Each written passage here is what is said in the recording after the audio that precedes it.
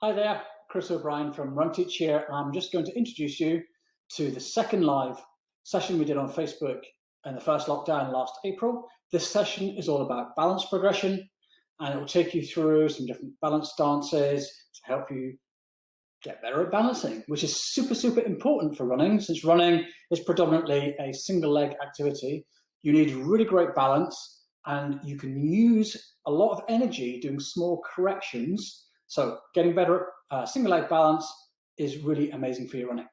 Hope you enjoy it. Hopefully you're going to learn some skills where you'll be a little bit more motivated to go out and try stuff and go out, and even if you're going out for a very short run or a slow run, then hopefully you're be doing a little bit better. Good, Ian? Yeah, shorter stride to feel the foot hit the ground. Yeah, absolutely. Good. So that's a good point. So when we were talking about getting in and out of stance ahead of us, of course, when we're actually running and in motion, it's going to be much closer to underneath the body, and it's helping to keep that stable. Okay, hi Louise. Right, so tonight it's all about balance. Okay, so we're going to be looking at why balance is important with running, but to get an idea of what you guys think about balance at the moment, how about give me some suggestions about what you think balance is and why balance is important for running. Evening, Joe.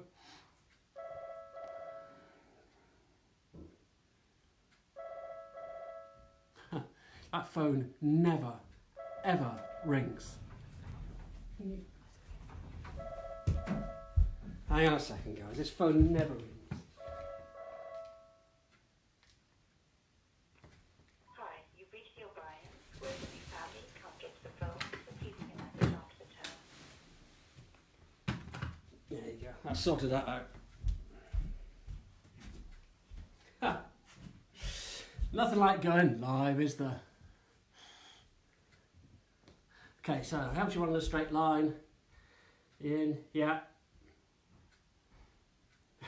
But that's very true, and actually that is one of the things is your brain will do anything it can to stop you from falling over.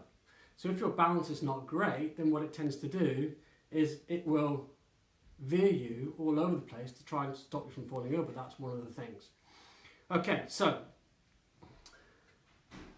when we think about running, we think about running as being a single leg activity, and single leg activities tend to need quite a lot of single leg balance. But we're only on the ground for a very short space of time.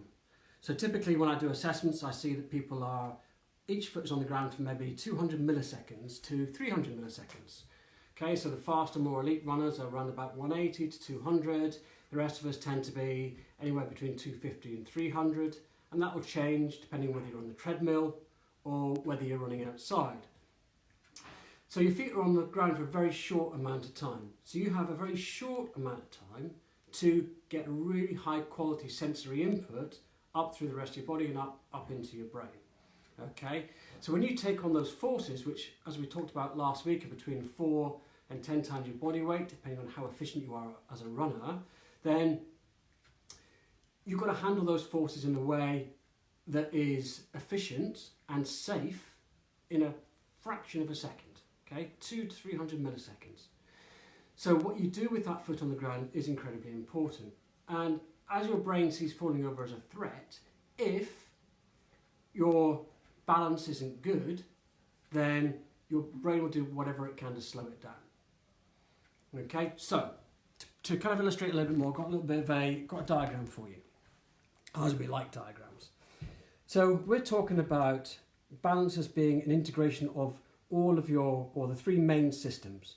Okay, so we have our visual system, our vestibular system, and our proprioceptive system.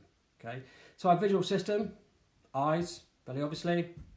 Our vestibular system, now this is your inner ear. Okay, so this is the apparatus that's in your inner ear. So you've got a snail in each ear.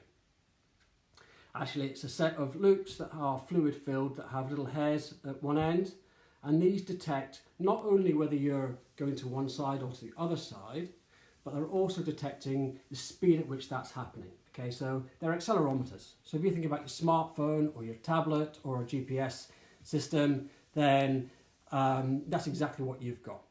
Okay, you've got a system there that's highly sophisticated, that is giving information to your brain all the time about where you are. And then we have our proprioceptive system, which is our movement system down here. And that's kind of what we were working on last week a little bit. And actually most training systems, athletic systems or HIIT training systems or gym systems tend to work down here, which is great because that's a really important skill, but they tend not to work directly in these two areas, which is a bit of a shame because in terms of if we were operating at 100% performance, this is about 45%, this is 35%, and this is the remaining 20%. So if we were operating at, say, 70% of our optimum, the ratio is still 45, 35, and 20. So if we're only working on this bottom 20%, we're missing out a huge amount of potential by not working up here. Okay, so balance really is an integration of all three systems. Okay, so we have sensory input from all three, and these go across to the brain. The brain has to then interpret that, and then it produces an output. Okay, and those outputs can be movement, and they can be things like pain as well. Now, if the quality of this input is not great, then we're not giving the brain a chance to produce quality output. And what happens is your compensations will be, some of this movement patterns will be low quality, and some of this pain will be there when it doesn't need to be. Okay, and we'll come back to that pain part in just a minute, because that's quite important, that little bit there. So if we can improve the quality of our sensory input, we can also improve the quality of how our brain integrates and makes a decision about the output that it gives us. Okay, so it's not just about the fact that we can have a wider range of motion, as we saw last week, but also about how the quality of that is, how easy it was to get that range of motion. If we talk about running, it's not necessarily about getting a faster pace, but is it easier to run at the pace we normally run at? Okay, so quality here, quality in here will give quality down here. And pain's an interesting one, because the way that the brain works, if it doesn't want you to do something, then it will create situations to slow you down. So let's just say your integration of your vestibular system isn't particularly great. So your inner ear isn't producing the information that it needs. And we get a mismatch because what your eyes are seeing and what your inner ear is picking up, and perhaps even what your feet are detecting, are all slightly different. So you've got sensory mismatch. Sorry, James, explain why balance goes and my ears go funny. Yeah, well, it would do. And actually, sensory mismatch is one of the reasons for vertigo. Okay, that's and it is all linked to that. So do you think that if you've got mismatches and this system isn't working properly, that your brain may feel a bit unsafe and then do things to not allow you to run as effectively? And of course the answer to that is yes. So just imagine that you want to run fast, but your balance isn't great. So what you're feeling in your feet and what your brain is interpreting that as is not great, and so the threat of falling is quite high for your brain, and it's going to do one of two things. It's either going to slow you down, or if you persist in trying to speed up, it's going to introduce other things. And one of those other things is fatigue, so we can help you to fatigue earlier. And the other thing it can do is to produce pain and these little niggles. And what you might notice sometimes when you're stressed or when you're not feeling quite right, that the pain will come out through an old injury. So an old injury that maybe went on for quite a long time, your brain got very good, your nervous system got very good at producing pain at that point. So it goes back there again because it knows it's good at producing pain then. And that can explain why sometimes old injuries come up and you can start to display that type of behaviour.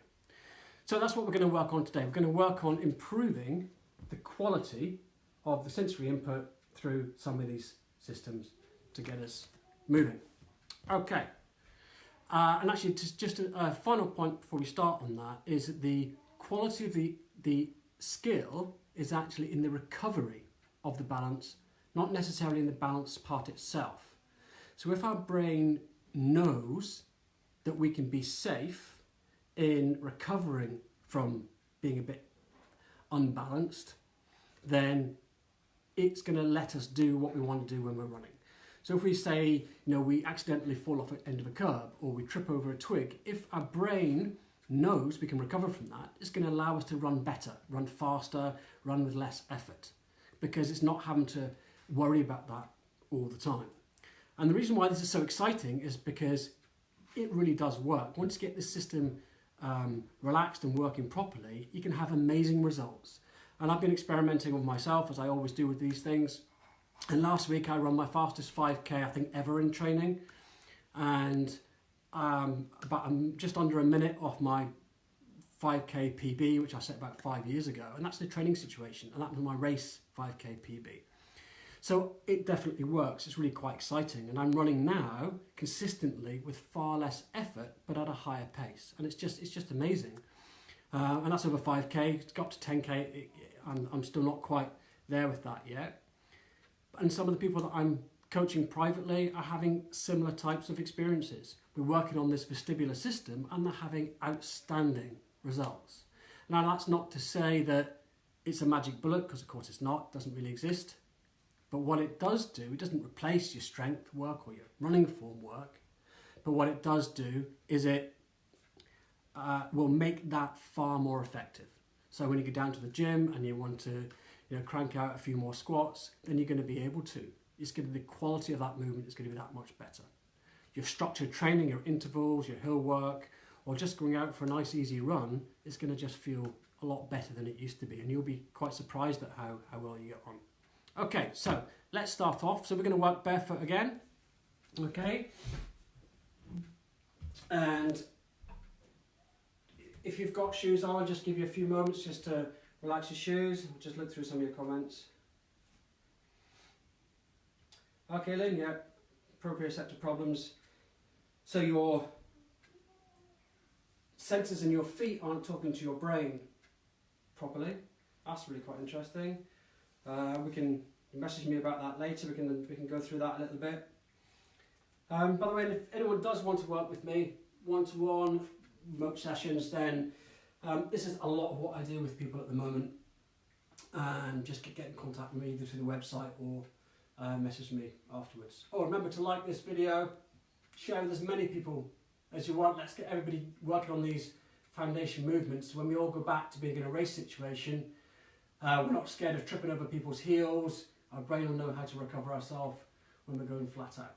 Okay, so what we're going to do is go through a series of balance progressions. So I have to give some safety warnings to start off with, okay?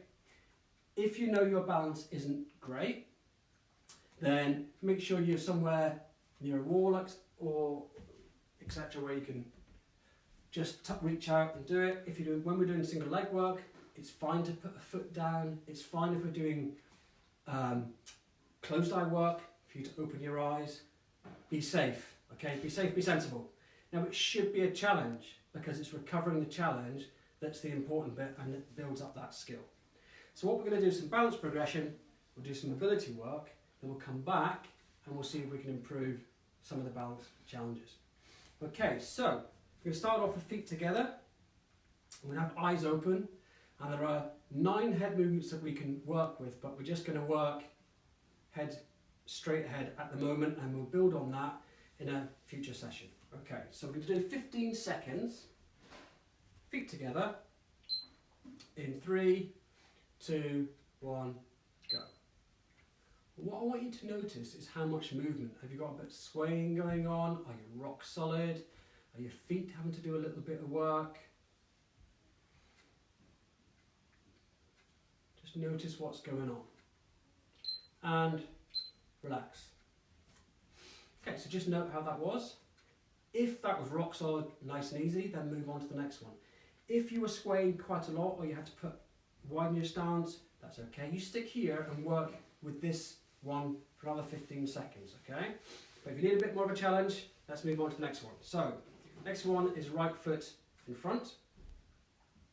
15 seconds, 3, 2, 1, go.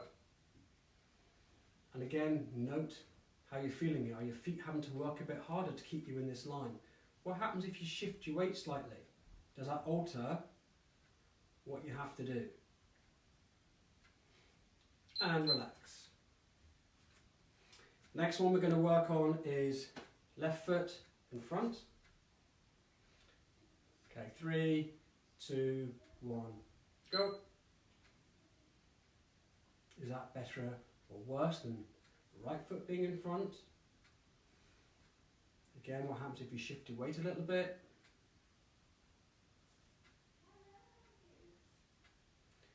And relax. Okay. So make a note of how you got on with those ones. We're now going to move to single leg. Okay, so we're going to stand on our left leg, right leg just off the floor. 15 seconds. Again, if you have to put your foot down, that's absolutely fine. Okay, 3, 2, 1, go. Again, notice any movement. Is your foot having to work quite hard to keep you here, or is this fairly straightforward?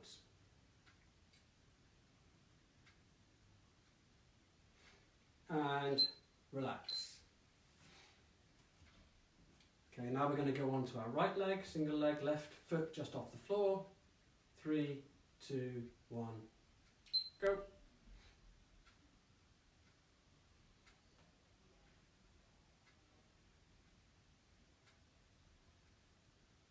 Remember, be safe. If you have to touch your foot down, that's absolutely fine. If you have to hold your arms out at the moment, that's fine.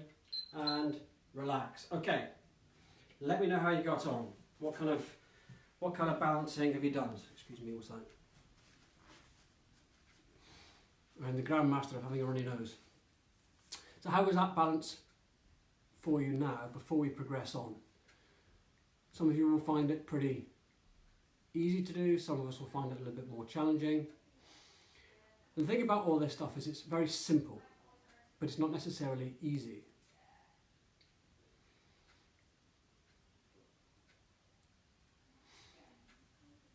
Okay, so whilst you're catching up with that, good, good, like to hear that. I like that, Sarah. I was ace, brilliant, good, good, good. That's interesting feedback, Ian. Left side's much stronger, yeah. Sharon's got ankles a bit wobbly. Left a bit more wobbly, but pretty stable. Good. That's what I like to hear. And I would hope as runners that we are at that point fairly okay. And you might well find one strong left side a bit stronger. Interestingly enough, my left side's a bit stronger as well. I get a little bit more challenged when, particularly when I put my right foot behind, I tend to find it moves quite a bit more. And Matt, your right side is stronger. It's easier on one foot. Okay, interesting. Okay, so we have some integration work to do there, but maybe it shows that your brain likes to have a challenge, which is fantastic. Okay, so what we're going to do is we're going to change that progression by having your eyes closed. Again, please make sure you're safe. Don't fall onto anything. Make sure there's nothing sharp in the way. So we're going to start, just to be safe, we're going to start with a neutral position with feet hip width apart. I'm going to eyes closed and again for 15 seconds. Okay, 3, 2, 1, go. Again, just notice how stable you are. If you're a bit unstable or swaying, notice where that is coming from. Are your feet working or is it more in your head? And relax.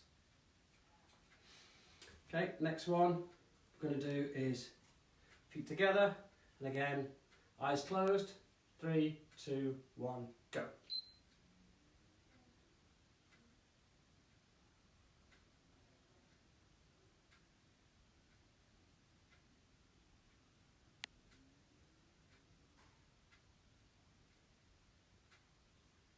And relax. Now I would expect as we take the visual system out, given it's such an important part of that whole integration, then I would expect you to be working harder, okay? Next one then, right foot in front. Back a bit, right foot in front. Eyes closed, 3, 2, 1, go. At this point, some of you might notice quite a big difference. If you have to widen your stance, that's absolutely fine.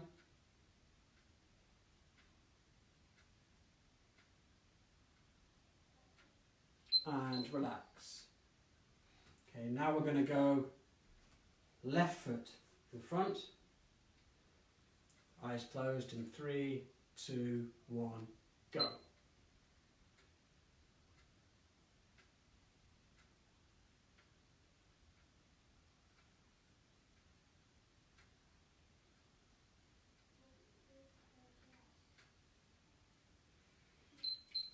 Excellent, relax. Now we go to the single leg. So if you don't fancy doing this, that's absolutely fine. If you want to do it with your arms out, if you want to do it ready to tap your foot down, just to see how it feels and see what the challenge is like, that's absolutely great as well.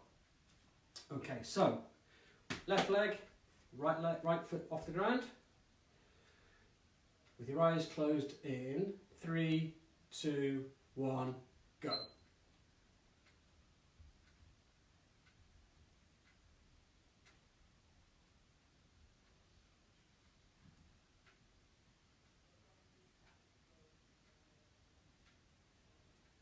And stop. Okay, on your right leg, left foot off the ground. 3, 2, 1, go.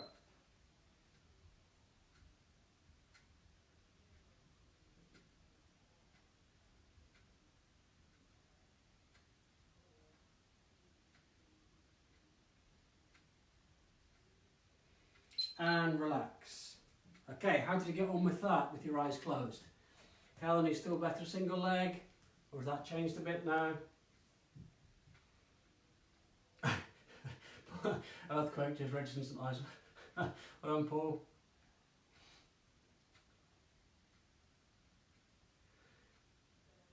Yeah, you're absolutely right, Lewis.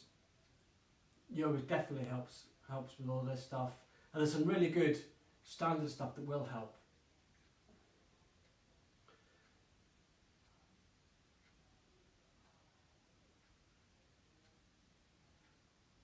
Really rubbing the last two. Interesting, Joe. Weston, you got the other side is stronger this time.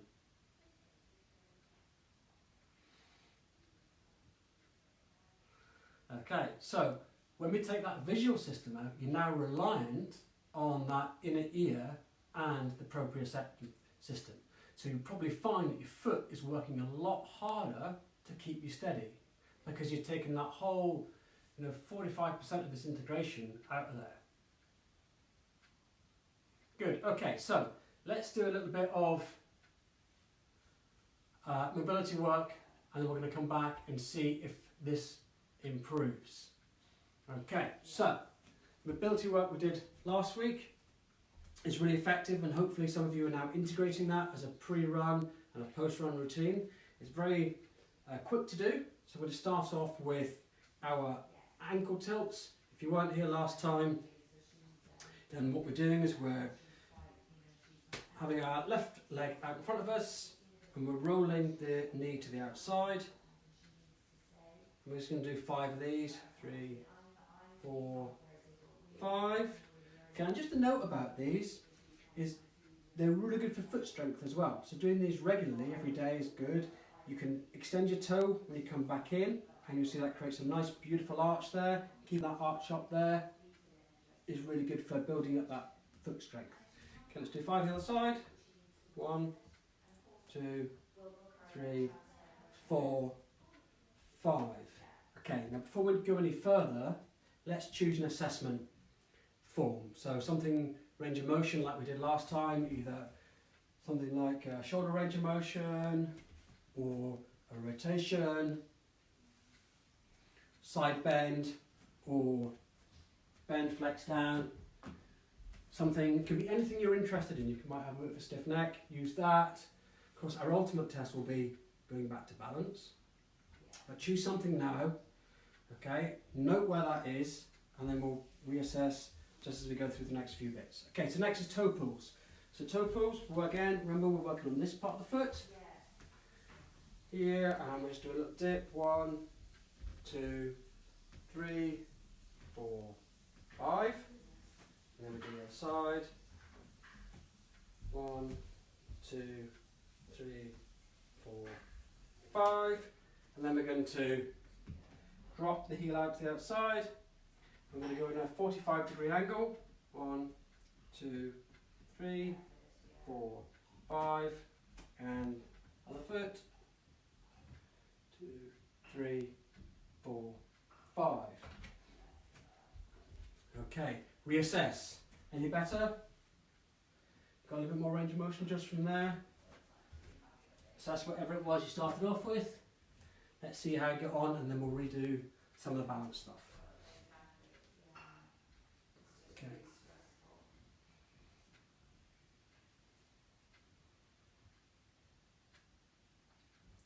Okay, Chantal, let's see if we can sort that right side out a little bit with some of these mobility stuff. Okay, good. So, what I want you to do is go back to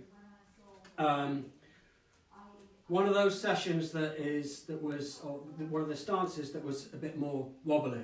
Okay, so one you were more unstable on. So, hang on 2 seconds. Sorry. Just a little bit of noise going on in the background. So one of those stances that was a little bit shaky on, we're going to go back and we're going to retest that. Okay, so if you get into that stance, so for me, it was on my right leg and had my eyes closed. So here we go, 3, 2, 1, go.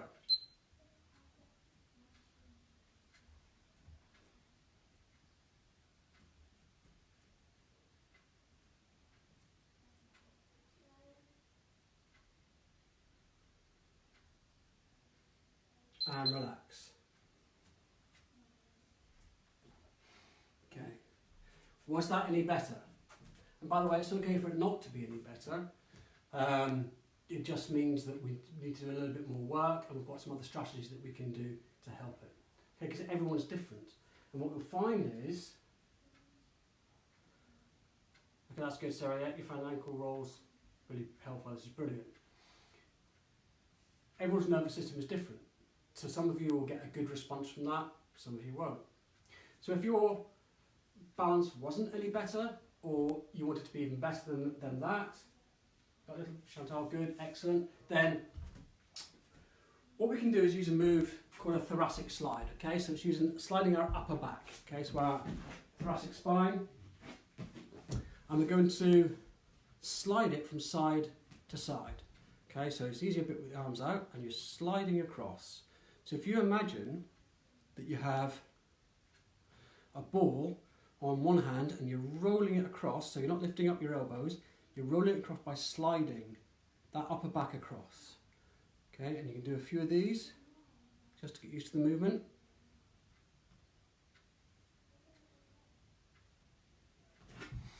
Okay.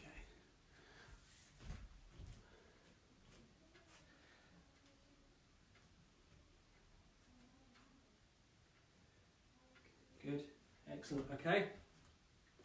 So now you've got a feel for that. What I want you to get into is the position that you found the most challenging, okay? And if it was eyes closed, you might want to do it with your eyes open, just so you've got a bit of balance, okay? And get into that position and do the thoracic slide, okay? So slide across, do it a few times. Sometimes we respond to it being faster, so you can try that. Okay, once you've done that a few times, come back and reassess. So again, what we're assessing for here is, did your brain find that beneficial? So if you've got more range of motion, then yes. Did your brain reduce the threat? So more range of motion. and also the improvement in quality, which is, was it easier to get into the range of motion that you already have. Okay, so let's now go and try that challenging position again. Now we've done the thoracic slides. Okay, so 3, 2, 1, go.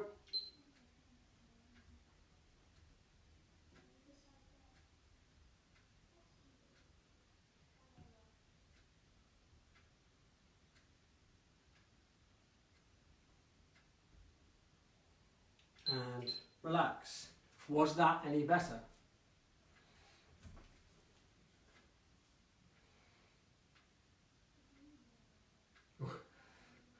Oh, thoracic slide, Shannon, was that a bit painful? Well,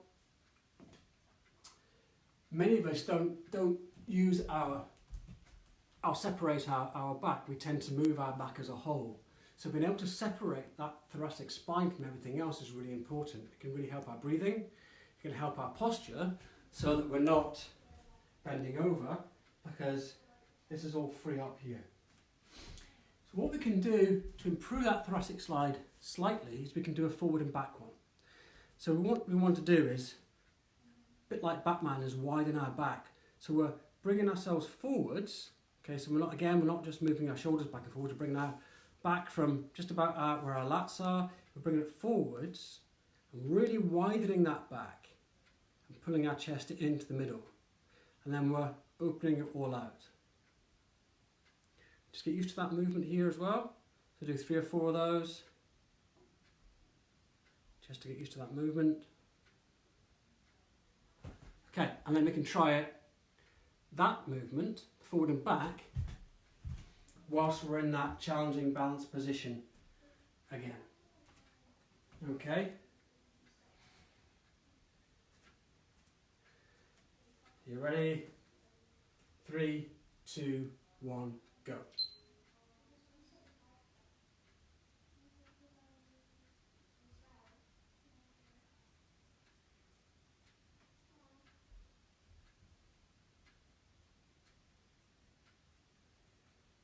And relax. How was that? That improved things.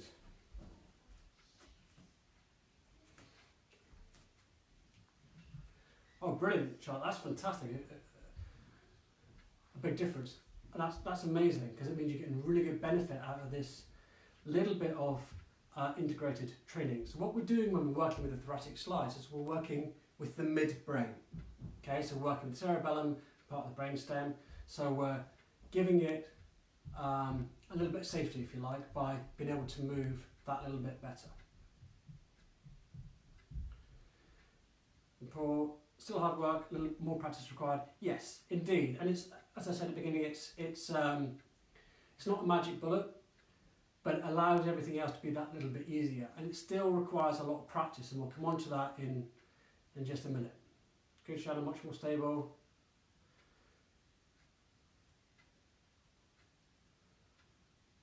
And Sharon, yeah, and a bit sore due to the scoliosis. And that's interesting about the scoliosis as well, because that actually can be caused by some of these vestibular and visual issues, where we end up with a bit of fascial winding, where we wind to one side more than the other as part of a compensation. Can be some of the causes. Okay, so the last one we're going to do in terms of improving the quality of that balancing is to integrate both the side one and front and back one. Okay, so we're integrating it a bit like a dance move. You might find it's a bit easier in one direction, so we're doing a circle now. Okay, so sliding across, forwards, across, back. Okay, and try that in both directions. Might find one direction slightly better than the other one. Now I want you to get back into that challenging position and try the combined thoracic slide. Okay? So in 3, 2, 1, go. So combined thoracic slide. And just do 3 or 4 in that direction. Whilst you're in that position. Okay. So before we test it, let's do a little range of motion test. How was that for quality and threat? Check whatever it was you were using as your quality assessment. Okay, and then let's put it to the ultimate test. Did it help the balance in that challenging situation? Okay, 3, 2, 1, go.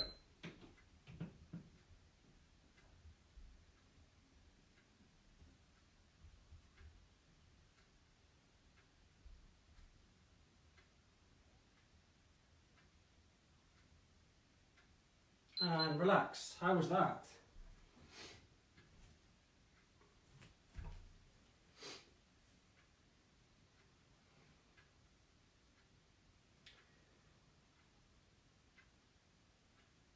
Yeah, still a bit wobbly, better than initially, still a bit wobbly here, especially Millie. It's interesting, Chris, and also got to remember when we have any kind of visual challenges, that really can affect our balance. We have to do some peripheral training as well to really bring that up to speed. Okay, so taking this forwards, and it is all about practice. I mentioned last week about having a balance app that I started to write, and level 1, so this is all the stuff we've been doing is level 1. Although we actually, in the balance app, I've added some activities in there as well that you can do, which I'll show you in just a minute. So the balance app is called RT Balance app, and you can find it at runteach.com, RT Balance with a capital B. It's completely free at the moment. It's level 1, it's completely free. It is in beta, so it's a bit rough. There are some videos showing the stances, showing the activities, showing eyes open, eyes closed, you know how to do that. Okay, but it's a bit rough. If anyone knows any budding app developers who would like to help to turn this into a bit more of a slicker app, that would be absolutely fantastic. So you can get it from there, and so it's completely free, and you don't need it, but it might just help you to have a progression that you can go through. Now, it doesn't record your progression at the moment, but that's one of the developments that we're going to go through. And when we get to level 2, we'll look at things like head movements. And to give you a little bit of a taste, just to finish up, we can take one of those movements and we can add a much harder vestibular test to it. So we'll just do this so you get used to the movement. We're going to do feet together, and we're going to do head turns. Okay, so I'm just going to do it slowly to start off with. So head turn to the left, and we're going to hold it there for maybe a count of 10. I'm going to come back to the middle. And then we do a right turn. And by the way, if you had a stiff neck before, you might find it's maybe a little bit freer up now. Going back to the middle. Now, I'm going to ask you to do this, but I'm going to ask you to do it quickly. Okay? Again, please be safe. Right? One of the main jobs of the vestibular system is to allow you to see whilst we're moving. Okay, so everything we've been doing so far is static. Okay, but when we move up to level 2, we might do some of this in a future session as well, to do some of these other head positions. So we're just going to try this feet together. If you think your balance isn't that great, then please start off with at least feet neutral. Okay, so feet together, and we're going to look to the left quickly. Now, stay there.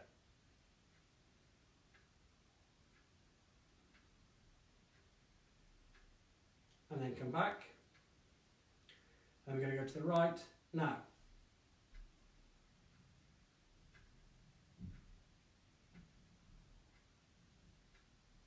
And back to the middle. Now what's important is you move the eyes at the same time as your head and not beforehand. You can make it easier by looking beforehand. So start turning your eyes before you turn your head. Because your brain likes patterns, it likes to know what's going to happen. By looking first, then it knows what's coming. Okay? But turning your eyes and your head at the same time is testing that vestibular system much more. Okay, so let's do one more just in the single, the foot in front stance. Okay, just might give you a bit more of a feel of what this will be like. So turning to the left, 3, 2, 1, go.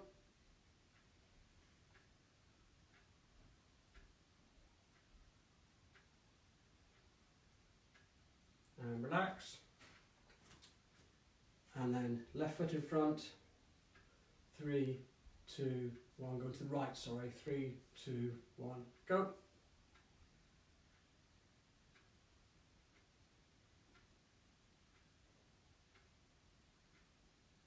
Okay, so keeping that left foot in front, we're going to go to the left, 3, 2, 1, go. You may find that one side is worse than the other. And then the right foot back in front again, we're going to go to the right, 3, 2, 1, go.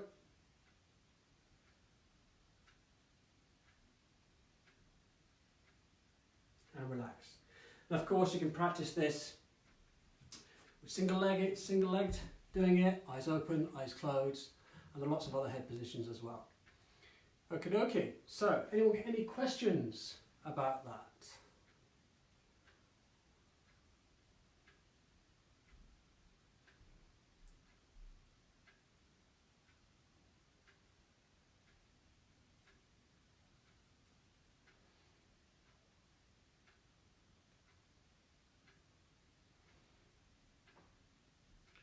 You're saying much better. That's brilliant. Good.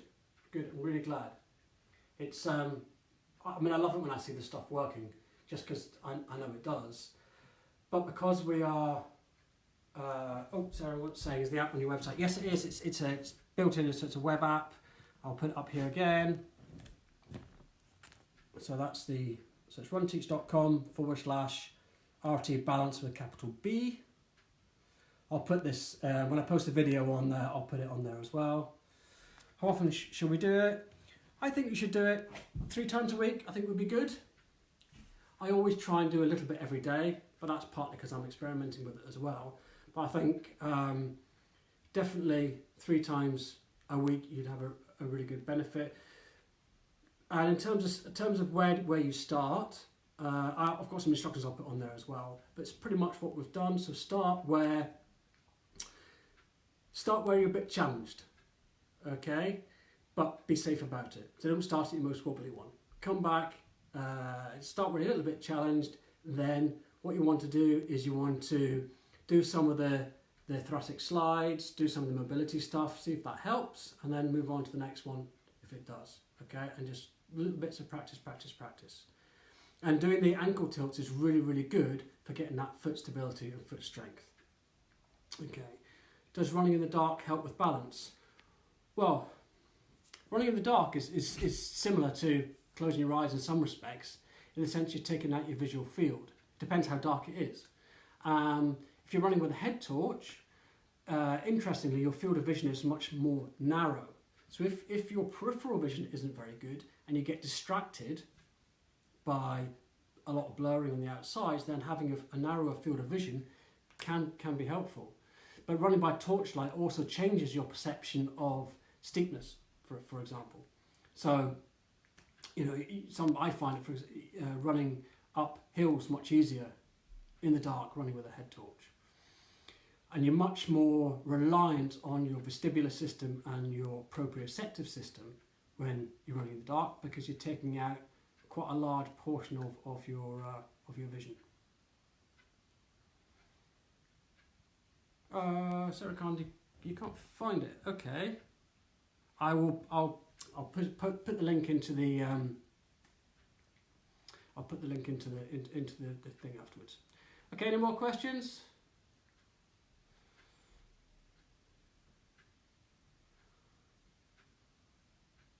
No. Okay, well, I'll give you a few minutes while I go and sort everything out, but have a fantastic week of running. As I say, I'll put that link in there. Please share the video, put any questions in afterwards, and I hope you keep on getting benefit from it. Okay, let us know how I can improve the app as well, because I say it is a little bit beta. Next week, we're going to progress a little bit more. I'm going to look at maybe doing some core stuff just to mix it up a bit for you. And we're just going to work on getting these foundation things really, really good for you, So when we finally get out of this next few weeks of lockdown, hopefully that's it, we can be back to doing some events sort of back end of the year, and we can be at our absolute best. Okay, thanks guys, take care, see you later.